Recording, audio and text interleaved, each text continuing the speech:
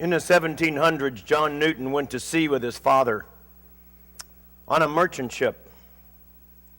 Wasn't too long after that his father retired, and Newton was pressed into service on a warship. And facing what he considered to be intolerable conditions, he deserted and later requested a transfer to a slave ship that was soon to sail for Africa. Newton hardened himself to the trafficking of human beings, moving bought slaves from Africa to England. And eventually he became captain of his own slave ship. On May 10, 1748, however, his life was changed forever. His ship encountered a terrifying, violent storm. And just as it seemed that the vessel would sink, Newton cried out aloud, "Lord, have mercy upon us." That night in his cabin, he began to reflect on God's mercy. God had spared him, God had spared the crew, God had spared the ship. Through faith in Christ's sacrifice for him, John Newton experienced God's amazing grace in a personal way. In time, he left the slave trade and entered into the Christian ministry in England. Although he became a preacher of the gospel, he is most remembered for his much-loved hymn, Amazing Grace. It's an amazing testimony of his experience.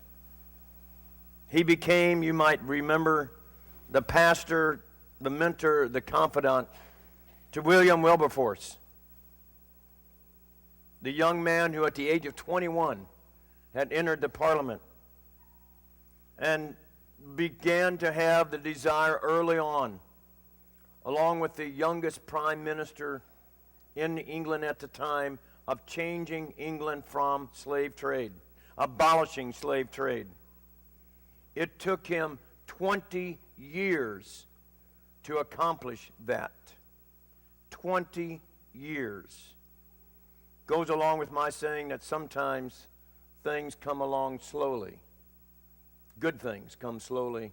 Better things come slower. It's the reason it's good to be aging. Yeah, right? God's Spirit convicts us of sin, and it gives us the power to forsake it. When we receive Christ as our Savior, He does for us what we're powerless to do of our own, and under our own power and with our own strength. And that's amazing grace. Because God claims by grace those who have no claim to grace. Because we are totally helpless without God. It's been fun to really dig into the history of the song Amazing Grace. I don't know how many YouTube renditions of that song I've listened to in all hours of the day. It is amazing. It's probably the most loved, best known hymn in the English-speaking world. Well over 3,200 recordings of Amazing Grace exist. The hymn crosses all demographic and religious boundaries in its appeal to so many different people. It is the most often picked hymn of our funerals here at St. Andrew, and I would say probably most anywhere. So many of us find great comfort in the words. The tune we now associate with Amazing Grace was not matched to the words until 1835 in William Walker's Southern Harmony. Until then, it was just set to all kinds of different tunes. When Newton first wrote it, it was just a poem of a prayer and just a praise to God that he wrote down based upon his experiences with him and God's experiences with him. The final stanza, "When We've Been There 10,000 Years, was added by Edwin Othello Excel in 1909 and was actually borrowed from another hymn. Amazing Grace was popular with both sides during the American Civil War. While on the Trail of Tears, the Cherokee were not always able to give their dead a full burial. Instead, the singing of Amazing Grace had to be enough, had to suffice. The first gospel recording of Amazing Grace was made in 1926 by Reverend H.R. Tomlin. Arlo Guthrie opened Woodstock by singing Amazing Grace and seemed to sing it many times in his concerts, as we hear it right now. Amazing grace, how sweet the sound that saved a wretch like me. As I said, there are all kinds of renditions of Amazing Grace. It evidently, as I looked at a lot of Arlo, because I love the city of New Orleans. I love that song. Growing up in Katy, Texas, next to Katy Railroad, the city of New Orleans is the best railroad song there is. And I love Willie Nelson's rendition of it, but I really love hearing Arlo Guthrie sing the city of New Orleans. But evidently he sings Amazing Grace in all of his concerts. Who knew? I didn't. I didn't know he opened Woodstock with it. The opening night of Woodstock. He did. A survey of British teenagers in the mid-1970s found that the majority of the teens thought Amazing Grace was a love song about a girl named Grace. How amazing she was, evidently. Amazing Grace is a love song, though it's not about a girl named Grace. Still, it's a love song. It's a song written not about an unrequited love, but about an undeserved love. The hard news today is that we are unworthy of God's love because we fall so far short of God's plan for us. Oh, how far short do we fall? Until we wrestle with the concept that we deserve none of the blessings we already have from God, it is unlikely that we will ever understand the omnipotent, incomprehensible impact of the gift of God's grace for each one of us, and none of us is left out of that. None of us is left out. By the way, we're building up to the sermon outline. We're not quite there yet. Hang on. We're still introducing. There's so much to share. Grace is the one tenet of the Christian faith that separates Christianity from all the other religions. There is no other religion that grasps the reality of grace, because in all the other religions, you've got to earn it. You've got to deserve it. You've got to do something to get there, to have it. Not in Christianity. We could never pull it off if we did. The only somebody that we need, we're not looking for somebody that knows somebody in the networking, because we've got the somebody. The only somebody we need to know is Jesus Christ. And he is more than somebody. He is a true and living Son and the very song of God himself. He is the sweet sound of Amazing Grace. He is the essence of that sound as he comes to us in all of it. In one song, the Protestant doctrine of God's grace is explained in such a way that the world will not and cannot forget it. Amazing grace, how sweet the sound that saved a wretch like me. I once was lost, but now I'm found. Was blind, but now I see. John Newton was blind. Yeah, he did go blind. John Newton lived these words. And John Newton becomes each one of us, doesn't he? How many of us feel ourselves in those words? We know we're there in them. And we can sense God's grace coming in spite of our wretchedness and our blindness. It's there. Everyone wants to sing Amazing Grace. It rings with the sweetest sounds, the sound of the soul being freed from slavery to sin and reaching from the salvation of heaven. Evidently, Amazing Grace, My Chains Are Gone, is a new rendition of Amazing Grace that Chris Tomlin, if I have the name right, wrote because of the movie, as a result of the movie Amazing Grace. If you haven't seen the movie, get it. It's inspiring because it shows this 20-year stuff that Wilberforce went through and how he and Newton blended together and the political stuff of the times. It's incredibly inspiring. We'll talk about that a little bit later. The very heart of the gospel is a supreme truth that God accepts us with no conditions whatsoever when we put our trust in the atoning sacrifice of Jesus on behalf of the unworthiness of me.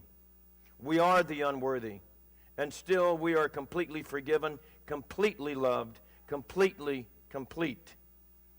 For the grace we have been saved. For by grace we have been saved. The text that we have for today says, for by grace we have been saved. And we had nothing to do with it. So we have nothing to boast about except in Jesus. And we boast in him.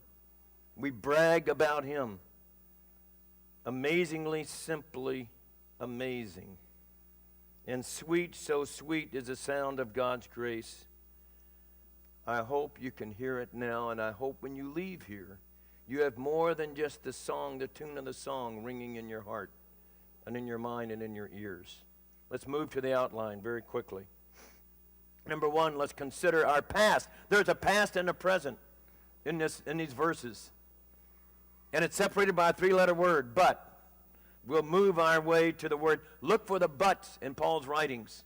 Go on a but search. Literally.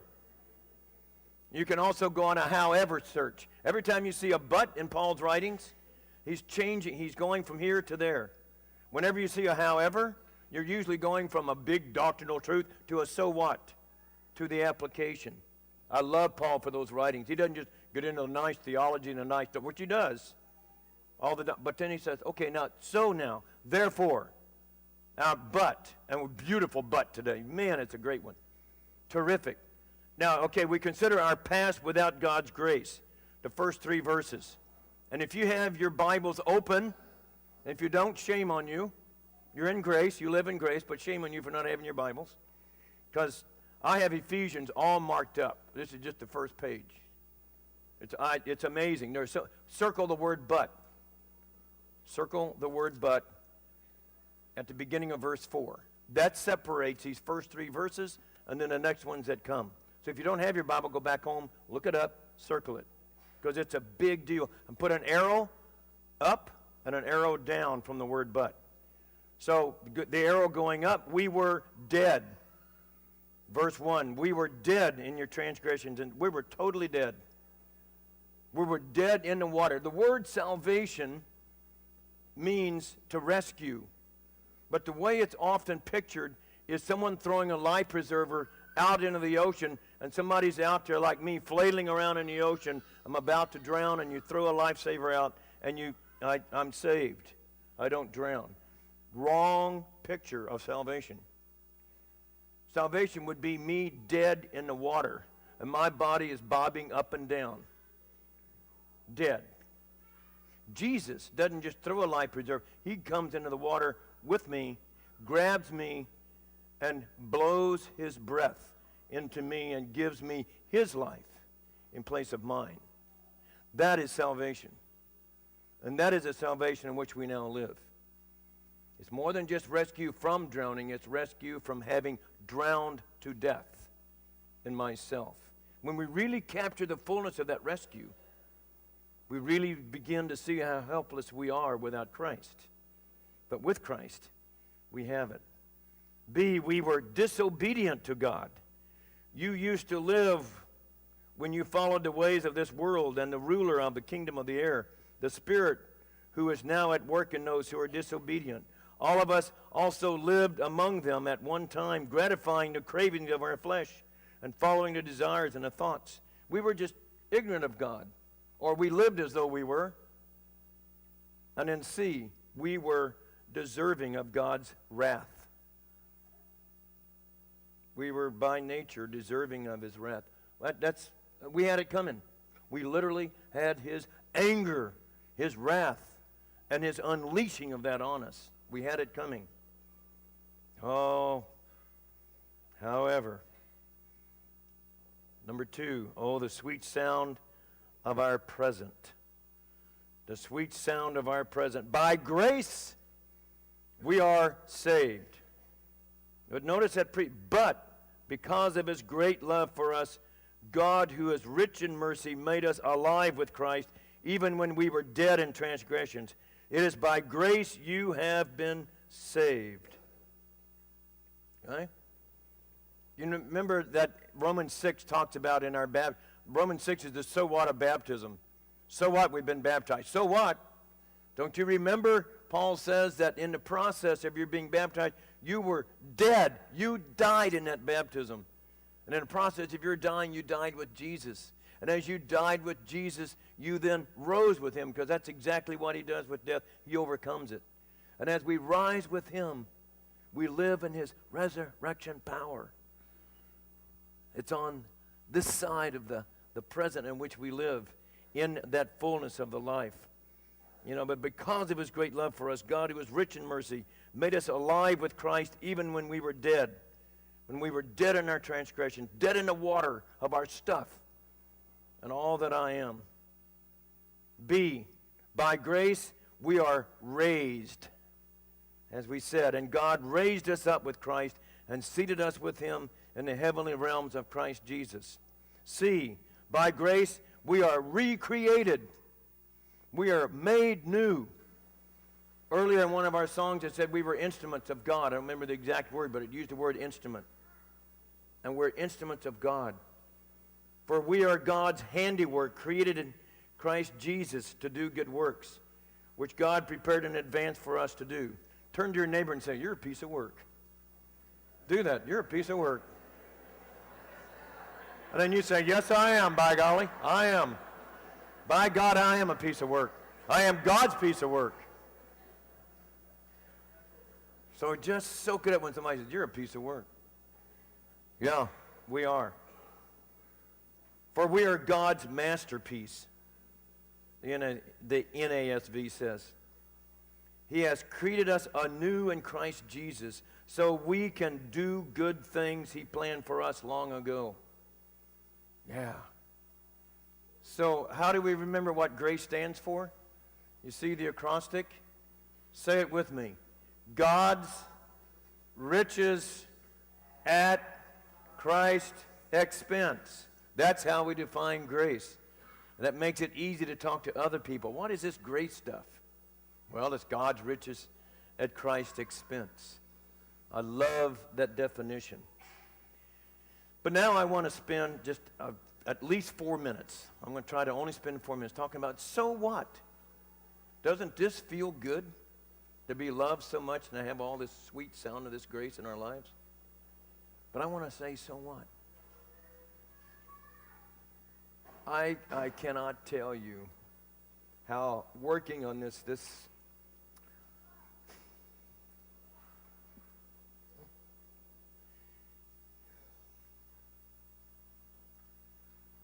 I don't remember when it was. I didn't go back to check the notes and his meeting notes and stuff. So, several months ago, we started talking about St. Andrew being a church of change. Being a church to be here to change the world. I want to, it's amazing to see how God equips us to be able to do that.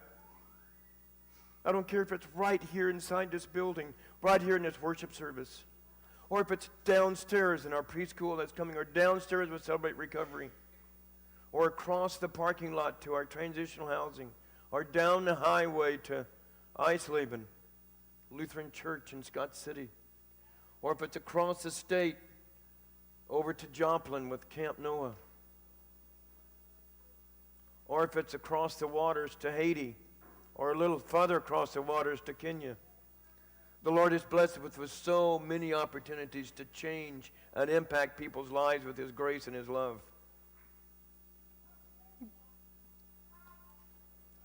But he wants us to do more. I don't know what that is. For the life of me, I don't know what that is. Bless you who are in the process of being used by God. Bless you who know that you're his instruments and that you have been touched by his grace and that you have a purpose of that grace. Bless you. But I want to say, don't give up. Don't despair in what you're doing. Don't give up. I don't care if it's what you're doing in your family, in your marriage, in your home, in your work, with your children, with your wives, with your grandchildren, out there in the community, as the Lord leads you there, out there, wherever it is that God enabled you to be. Don't give up. Doesn't this world need, do you like the way this world is right now? Do you like the way our country is right now? Do you like the way our state is right now? Do you like the way your life is right now? I would venture to say that many of us are going to say no to a lot of things on that list. No, no, no. And we feel so overwhelmed. We feel, what in the world can I, one person, do? Remember William Wilberforce. Remember Jesus Christ. Oh, I know he was the Son of God, but he was one person who only called 12 people around him, and those 12 people changed the world. We are his disciples today. And Lord, help us.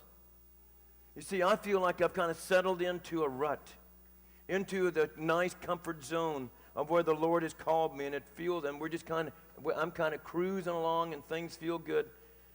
And the Lord has come along and said, Paul, what else are you going to do? You've got so much. And look, you've got so much that you could be doing. You've got so many blessings. And when I come across these verses, and I come to the so what, I say, Lord, help me. In Westminster Abbey it says, in an age and country fertile in great and good men, he was among the foremost of those who fixed the character of their times. Who fixed the character of their times. That is the inscription to Wilberforce in Westminster Abbey. One man decided to change. Martin Luther King, Abraham Lincoln, you make your own list. Who changed your life? Who impacted you? And who are you impacting? And how are you doing that? To be a world changer movement begins and ends with you and with me and the decisions that we make to invoke positive change. People often want to make a redemptive difference in our society. Given your personal circumstances, how can you affect real change like Wilberforce did 200 years ago, more or less? And none of us are too young. Don't ever let them, oh, you're not old enough to do that. Say, why not? None of us are too old. None of us have become useless. We are not useless. God has a reason for us to still be alive here in this place, in this part of his kingdom right now. Not everyone is called to do something of great magnitude. However, we all can do something simple at home, at work, at church, in our communities, if some choose in different parts of the world, as we have opportunity. And at the same time, we all need to do something bigger than ourselves to affect real change. As we begin to take on words like courage, like confidence, like commitment, like cleverness, like grace. Like grace. Because without grace, we can't do it. But with grace, we can do it. Lord, help me to be open to what you're doing in me and what you want to do through me. Get me off of my butts of life and move me to the other side of the butt so that I can be alive in you and to be awake and listening and responding. Lord, thank you. Forgive me, Lord, where I have gotten settled into my ways and not open to your ways. Forgive me for settling into that elongated grave called a rut. But Lord, slide me over into your groove of your calling and your purposes. Because, Lord, I want to be your piece of work. I really want to do that in heaven. But, Lord, give us all more chances to do it here, this side of heaven, that the thief on the cross never had a chance to do. And, Lord, we do. So, Lord, use us in great ways. In your name, amen.